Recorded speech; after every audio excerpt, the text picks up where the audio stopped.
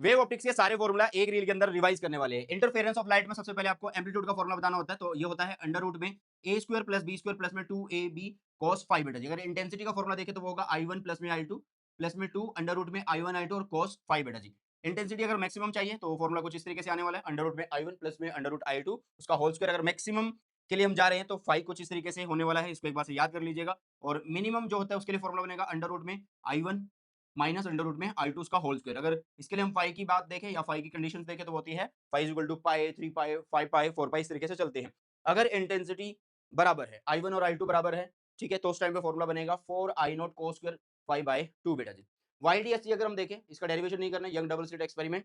इसमें जो पोजीशन होती है ब्राइट फ्रिंज की तो वो होती है n lambda capital D by में स्मॉल d। अगर डार्क फ्रिंज के लिए देखें तो फॉर्मूला होगा 2n-1 lambda capital D by में 2d। और बीटा जो होता है उसका फॉर्मूला बनेगा लैम्डा कैपिटल D बाई में स्मॉल d। और एक रिलेशन है जो बहुत ज्यादा इंपॉर्टेंट है, विड्थ ऑफ फर्स्ट अपॉन में width of second is equal to i1 upon में i2 is equal to a1 का स्क्वायर अपॉन में a2। ये a1 और a2 एम्पलीट्यूड हो गए, ठीक है।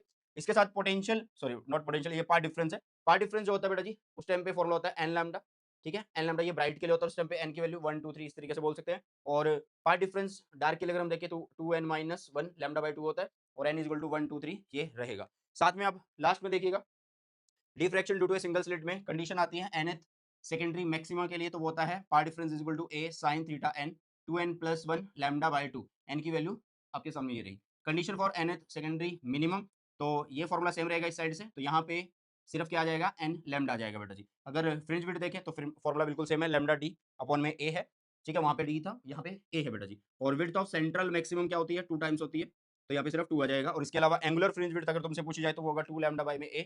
और angular fringe width of secondary maximum और मिनिमम की पूछी जाए तो लैम्डा बाई में a।